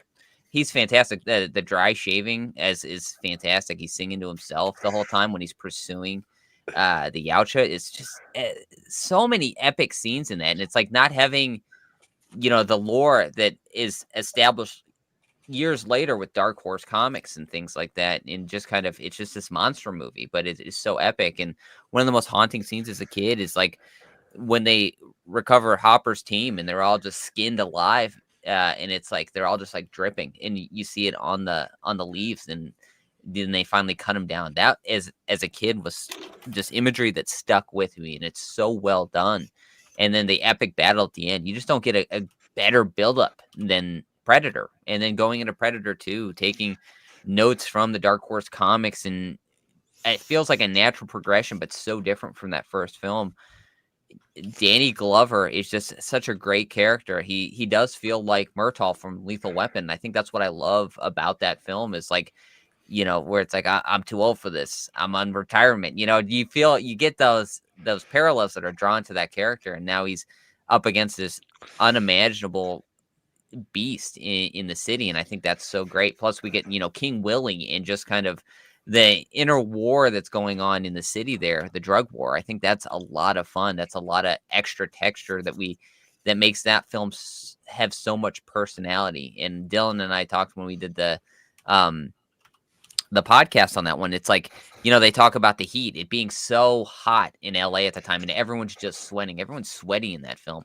And I love that dynamic that they bring to that. And Predators, that one was like, I was so iffy on that one when it came out because I love the first two, and going into that one, I was like, well, what are you going to do in the modern era at that time? But I think that one, they had a great handle on it, but we talk about the cast, and especially now in 2025, when you look at it, it's like, sometimes you look at it and be like, man, I wish Walton Goggins had a bigger role or Mahershala Ali had a bigger role, because we know their range. And it it was a great cast. It was a believable cast to take on being dropped in a gaming preserve to take on these berserker predators. The one big misstep, and everyone will talk about it in that marketing, is like when Adrian Brody had so many of the yes, sights dude. on him, and it was like I got pumped for how many predators we were going to get in that film. And Oh yeah. I remember looking for that scene in particular and being like, wait, it didn't happen. And I remember the moment I watched that and it being like, wait, what the hell's going on here? And it maybe affected that first watch, but I came to terms with it. The design of the berserker predators are just fantastic. Phenomenal. I love having that Yautja tied up and being like, oh man, they don't go by the code of honor here. And I love that we get to see an extra dynamic here. Yeah. The predator, I mean, go ahead, Dylan. I just wanted to say before we jump off into something else, I think that Predators, and you guys can fight me on this, I think Predators has the best design across all species, because I like the Berserkers, but I also think they nailed the original Predator design with that. I think he looks incredible when he's tied up. Like the mandibles are so like believable and movable. I know he's only in the movie for a little bit, but I think that Predators has the best overall makeup and designs. It certainly feels like, because I was putting together a spoiler review and I came across that scene in Predators, and I used the clip in that, and I was like, to looking at it, you can really see, not having being that first film, and we know what the design originally was going to look like before we got the mandibles and settled on what we see with the Yautja. And 2 only coming out, what was that, 5 years later maybe? So you're not really being able to perfect in terms of the practical effects there. But as you jump into 2010, you can really see how seamless they made that design and how it just works so well. You can really tell how different it does feel, but it feels real, and I love that scene as well. I think it's a great design, and being able to uncover how wonderful we can really attack these Yautjas and how different designs they have, because you even get that in AVP, I think, with just the armor that they have. I remember when the first 3 show up, and I was like, oh man, I'm really excited to see what each one's going to do, and they just have a different personality to them. I love AVP. I have a soft spot for AVP because I think it's not a horrible film, and I love the concept around it. Requiem is, yes, it's dark and it doesn't really hit. I love the concept around it, but I don't know. It Got just great ideas. Yeah, great ideas. Fell into conventional storytelling and just did not hit, unfortunately. So I think that one's a big missed opportunity, as well as the Predators. Just not really anything redeeming on that one. Man, that was a long day at the movie theater. Prey, one of my absolute favorites. It's fantastic. I love the time period change. I love the characters attached to that one. Just, again, something that has a ton of personality. Killer of Killers. Hesitant going into that. We talked about on the channel being animated, but I love the stories that are attached to that. And you do get that feeling of terror in that as well. They didn't hold back. And Badlands, I mean, it's another one. I can say, as knowing Luke for as long as I have now, and just like him being so turned off by animation when it comes to, like, not necessarily, I guess it would be fair to say if something starts as animation and it's not, but like having especially a beloved franchise like Predator, like, you guys got to understand, like, Luke's the biggest Predator fan I know next to me. So it's like, that's the thing. Like, we both love it so much that, like, I think hearing him gush about it in our review is one of my favorite moments since doing the channel, just because, like, I was so confident in Killer of Killers because I come from a background of watching a lot of, like, Star Wars, the Clone Wars, and things like that. I've seen how, like, this animation, especially like when it comes to like Japanese or non-anime animation, like how it can be taken so seriously. Luke really didn't have that as like a framework. He kind of had an idea, but, like, hearing you gush about that was like one of my favorite things, just because it's like I love it. It's like it you finally see the one thing that really worked for him with that franchise and that I guess you'd say art style, that form of filmmaking. Yeah, I agree. Sorry. I was just gonna say, that means they did a really awesome job if they got Luke on board for that one. Yeah, and I'll be honest, I was so invested in that film. Like, I wasn't He's very hesitant too. I wasn't sure if I was gonna have the same feeling of stakes, you know, when we get into that film, but each different story did. I absolutely love the Viking story on that one. It's like when you get into the amount of gore that one has, it hits just the same as if it was live action. Right. I did just want to show this to Adrian too, because I think most of us, and some of you who may not have context for this in the franchise, but like Kyle, Luke, and myself, we all know about this because this was definitely a huge talking point. But in 2010, Adrian, do you remember ever seeing this trailer and seeing this moment? I have to do no sound, otherwise we'll get dinged. But it's pretty great. This right here. Oh yeah. Oh, dude, you know, I feel like I do kind of remember that. Maybe I saw it on a Watch Mojo list. Probably complaining about because false advertising. they did this, and like this is what Luke was saying when it's like, Jesus, how many predators are we going to see in this movie? Everybody was so stoked about this. And then literally like in the movie, I don't even think this happens. I think that doesn't Walton Goggins' character just get like, he stabs that predator. Like, doesn't he at this point? Like, yeah, and then he gets blasted, but that's it. We don't even see, I don't think Adrian Brody even gets a laser sight on him in this scene. Yeah, because I remember waiting for it, and I don't think it ever happened. Yeah. It's ridiculous. My dad was even disappointed that I was like, what the hell? Yeah, it's one of those things where it's just like, it was shocking. Just like the level of, oh, we're just going to let it go and like not even, it doesn't matter. It is what it is. Like, we're going to basically literally lie to people. And it's like, you know, I know the MCU got a lot of shit for that with things like Endgame and Infinity War by like having Hulk in the Infinity War trailer, even though, you know, spoiler, he doesn't Hulk out in that movie at all. But it's like misdirecting in that sense to hide like what could be deemed as spoilers. I understand that, especially if you're upfront about that, but like that, there was nothing in the script to even say that was going to happen. That was shot purely for marketing. And it's like, that is terrible. That is awful. Like, that is such bad practice. Like, ugh. They say that if they had put that scene in there, it would have been a #1 at the box office instead of 3. But yeah, the world may never know. It would have beat Twilight. Damn. Would have beat Twilight. It would have probably. No, those movies were juggernauts. Oh yeah, they were. Hey, I was there. I saw them all. My family. So have I. But yeah, I think overall, it's good to be a Predator fan right now. It's good to be an Alien fan. I think like it's really been good to reminisce about this franchise because it's like really looking back on it, like I think we say there's a lot of ups and downs, but like when you look at it, really, it's like the era of the AVP films and then really just the Predator.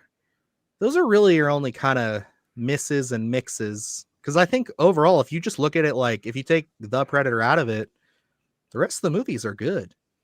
Like I love Predators. I love 1 and 2, and then everything Dan Trachtenberg touches is gold. So just one movie after another that was just great. If you just took the Predator out, it would be an awesome run.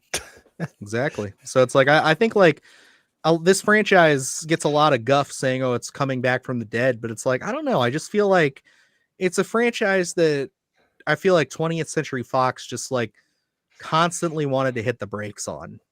They never wanted to give it its due. And then by the time they did with like AVP, it was like, we're going to make it a totally separate thing. We're not going to try to tie it into either universe. And it's like, we're finally getting people who actually want to do that with like Fede Alvarez and, you know, Dan Trachtenberg, who are willing to take their time with it. And I love that. And I think it's certainly in a great spot. Like, I think Gracie put it best here when it comes to Badlands. I appreciate the balance. Badlands easily could have been really cheesy, but it works really well. And I think like Badlands, whether it was R or not, I think the thing that this movie does that I appreciate so much after seeing it 2 times is this: it expands the world. It expands the lore. It finally confirms all these things that we've had as part of like comics and just the hierarchy of Predators. It confirms that we're finally heading in a direction to where I think the next movie we see from Predator, I bet you it's going to be all Yautja. I'm just going to put it out there. I think that's going to be the next solo Predator movie, will be all Yautja, not a single human being. I think it certainly can hold its own if it's all Yautja. From what you see from the beginning and toward the end of Badlands, it certainly is some of the most compelling things in terms of Oh, that story. So I think it can certainly hold its own if you go all Yautja, and it's certainly going to have its own personality. Like Dylan said, I don't think the Predator franchise is something that necessarily got it to do. It just seemed like it kind of flew under the radar a lot of the times.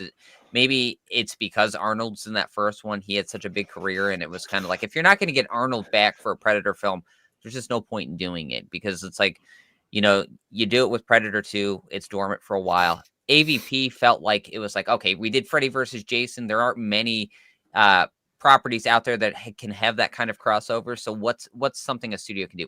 Alien versus Predator would be just an easy fit. So I feel like it was just a product of the time to say, what can we get out there? It's more of a gimmick. And it's like, I do love that first one, but I think at the end of the day, it was just kind of, that's what we're hanging your hand on. It's a xenomorph versus a Yautja, and that's really what we're going to go with. No real plan forward to drive a story, and then Predators came out, and I think that was more mixed when that had first come out, and I don't It know. was definitely mixed, because otherwise we would have gotten the sequel. Yeah. Because like there's no, like, you have that many actors in it, that big of a concept. It's like I easily think we would have gotten one in like 2011, 2012 that follows the story again. But like, yeah, I think it just was too mixed for them. I just felt like they wanted a banger, and it's like, yeah, they didn't. I think that's been the problem with franchises as a whole, and I feel like that's why I'm so happy with this right now, is because like everybody's afraid to do the legwork. Everybody's afraid to put out a Prey, build the audience back up, then do something that's a little bit risky, like a Killer of Killers, and then do Badlands. If this was like somebody not a Dan Trachtenberg, somebody without a vision, I could have easily seen Predator Badlands being the first movie to come out, and then people not being with it, because then they'd be like, oh, you Disneyfied Predator. It's like, we've got 2 movies that have literally shown that Predator is still very live and well when it comes to its R rating. So it's like, I trust that just because we get one that's PG-13 every once in a while, it's not Disneyfying, it's not dampening the project. Yeah, it paved a path, I think, for us to tell these expansive stories and say, hey, we can do something that's PG-13. We don't have to double down on it, but that availability is out there, and it is going to work. I think Badlands is that connector piece. It's that jump to make this franchise to feel big and to show that, hey, put some backing behind it, there can be an audience. Because if the spotlight is out there on the Predator franchise, there's a lot of lore attached to this that a lot of general audiences can really get behind and gravitate toward. And I think that's what Badlands is doing. When you talk about it in the same sentence as like the feeling of a Star Wars or a Marvel, I think, that could be taken as a negative, but it could also be a positive. And I think as we're leaning toward Badlands in that conversation, it's certainly a positive, because it makes the franchise feel as big as it should, but we can also go back to that small storytelling and make that feel natural. So you can draw a lot of parallels in terms of how lucrative the lore behind this can be, and the storytelling, because you can really go any which way with the Predator franchise. And I think that's what Badlands is showing at the box office right now, that people are hungry for it, and they can actually get behind stories, and because there's certainly a ton out there. And it just showed you that you can go in those directions and make it really, really good. So, Yeah, we love about Predator. So. Absolutely. Well, gentlemen, I think that brings us to the end of the Predator conversation, and getting close to the end of the show. I did think we skipped on a little something the last couple weeks because we've had some ad reads and stuff. So I Kill think of the week. There we go. So there we go. Luke, you wanna introduce us here for Kill of the Week, and then I'll play it. Bumped. Well, we've been talking a ton of franchises over the Sunday Scary. So, of course, what's another franchise that's got a lot of great kills in it? Of course, Dylan's favorite, Friday the 13th, Part 6, Jason Lives. Absolutely. Definitely. And you got a very fun one here. Court and Nikki take a cruise in their bedroom on wheels, but their party gets crashed by an unexpected hitchhiker. Asking Nikki to meet him in the bathroom, these two gal pals aren't fixing their makeup, but Jason does give Nikki a facelift. After dropping a deuce, Jason is hungry for another kill, strutting that ass across the RV, while a newly single Court is blissfully unaware, listening to some tunes and reveling in post-nut clarity. Jason saying, if the music is too loud, well then Court, you're just going to be too dead, as he makes sure Court won't be able to rock out with his cock out indefinitely. Kim, your commentary is awesome. Yes. Gonna get us demonetized there, Luke. Post nut clarity. You Love is that written, bro, or is that all off the dome, man? You spitting. Yeah, that's well, I think of it and then write it out, and then I just go on and do the voiceover. So, Dude, I love that. got to make it That count. is awesome. Yeah. Oh, there we go. What's going on, David? Well, thank you for getting up so early. Well, we appreciate you hanging with us towards the end here. We appreciate it. Yeah, no, it seems like you're getting a lot of love for that one. Oh, Yes. that one's pretty fun to put together. I actually have to like time it out from the editing of the kill to how much I can actually say. So it takes a second to get the timing down correctly. So it took a second. Absolutely. Well, Oh. with that, I got to say this is my favorite Friday the 13th movie. Definitely one of the most memorable kills. Teenage Frankenstein playing, especially the end of that scene when Jason's standing on top of the RV. I mean, it's just like that movie takes the Friday the 13th franchise, turns it up to 11 with literally no shame. And I think it's just, it's odd to say coming from someone who loves the remake so much because it's so scary and grounded. But like, this is my all-time favorite one of the franchise. It's just, it shows that you can take the concept of Friday the 13th, and then again, just like we've been talking like with Predator, you can run it. You can just take it and run with it and have so much fun with it. And I think that's the movie that does it perfectly. Jason Lives is just probably, so I love the final chapter. It's my favorite, but Jason Lives is like the most rewatchable for me. Like, this is like the perfect, if it's nighttime and it's raining out, I have an hunger to watch Jason Lives. I don't know what it is. I like to watch Jason Lives around Halloween. Yeah, I think this one works. There's no bad time to watch Jason Lives because it just has a different vibe to it.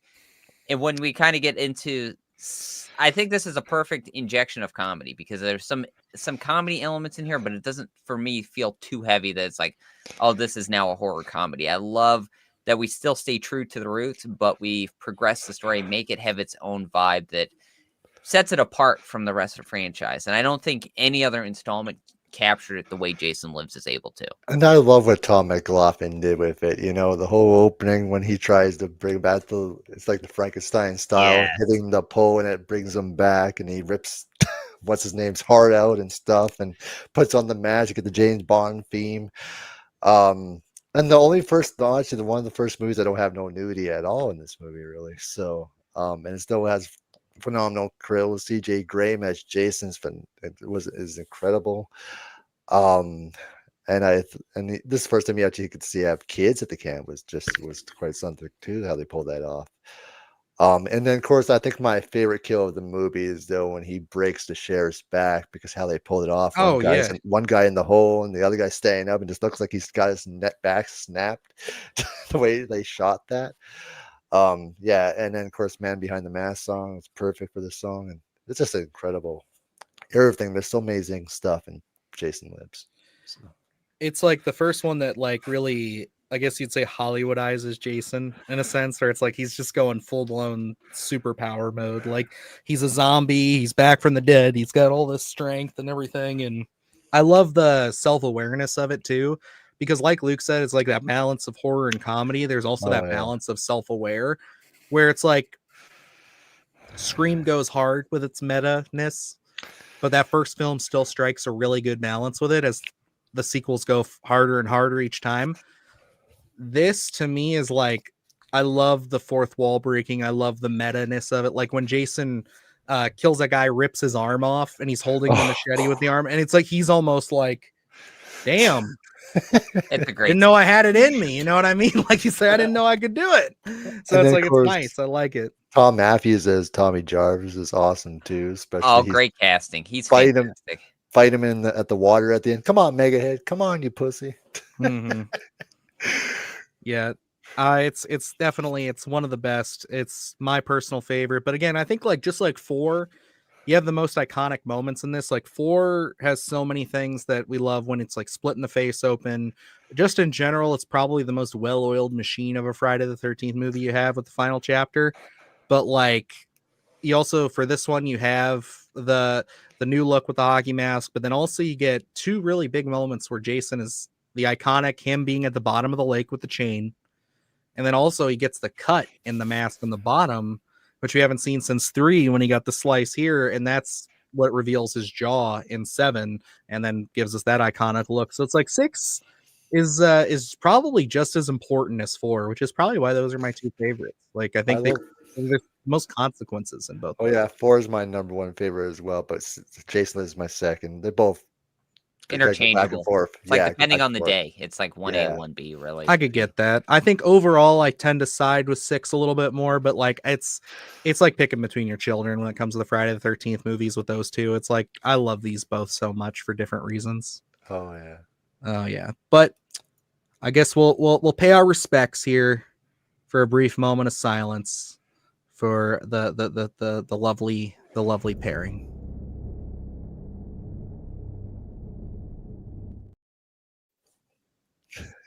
We hardly knew you, but yep, we miss you. Yep. Very, very good, very fun. But hey, I think that's going to wrap us up here, folks. That's basically the show for you. I had a lot of fun. Thank you so much, Kyle, for coming on, being our guest of honor, talking some Predator with us, talking some Mummy. Why don't you let the good folks know a little bit about your channel, who you are, where they can find you? You're welcome, and yeah, I would love to do this again at some point. Absolutely. Yeah, I have rebranded now. I'm actually Fled from Another World now. You can find me as Fled Another World on YouTube, X, and Instagram, all that stuff. I got 3 huge interviews coming up, which I can't wait to share with you guys. Got a video dropping tomorrow as well. This Tuesday, I'm actually bringing on someone for the very first time that hasn't even been on YouTube. My good friend Sid. She's known on Twitch, Sid the Sloth, will be just coming on, discuss our favorite movies. It's gonna be a lot of fun.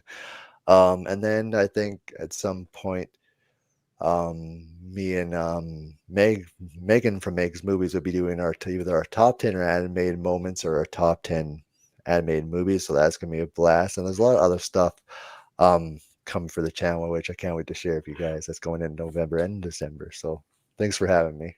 Of course. Hell yeah. Thanks for coming on.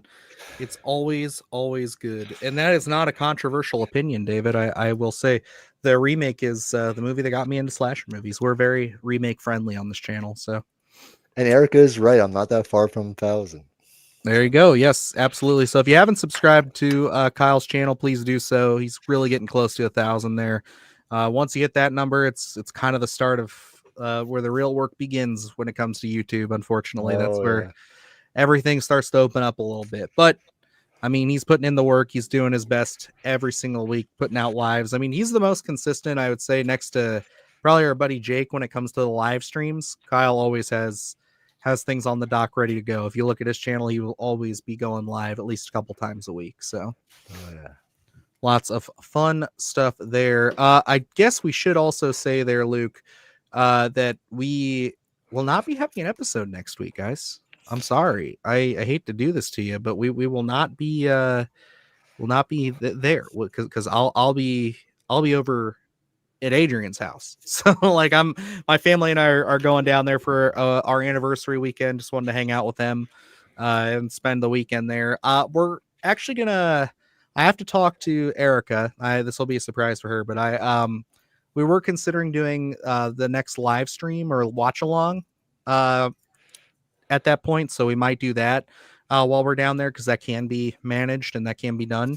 But I think that'd be a good bit of fun. But yeah, there won't be a Sunday Scaries, unfortunately. Yeah, we're taking a week off. I'm gonna have a good time. Yeah, we'll definitely do it. I know we put a vote in. I think it was Evil Dead that won for that one, so we'll have to re-rack on that in the Patreon. So we'll see, or not the Patreon, the Discord. So we'll see. I think probably the original. But yep, she's down. So we'll definitely set up some kind of a watch party for next weekend. We'll get a post up on the community tab for that. But yeah, anything else? Anything I'm forgetting, Luke? No, I don't think so. I think you covered all our bases, sir. All righty. Awesome. Sounds good. Well, thank you guys so much for joining us. We appreciate you all who stuck around, talked some Predator with us, talked some news as always. We love you. And yeah, thank you again, Kyle, for coming on. Adrian, thank you as always for producing and doing the Lord's work down there as the bottom man. And yeah, I appreciate it. So that's going to wrap us up here. So until next week, I'm Dylan Newell. I'm Luke Janesco. And remember, stay scared. Do the horse shit, gonna do it live. Cause Splattercast kick it every day they live. Splattercast, slash ass. Splattercast, slash ass. Splattercast, slash ass. Splattercast, slash ass. Splattercast, slash ass. Splattercast, slash ass. Splattercast, slash ass.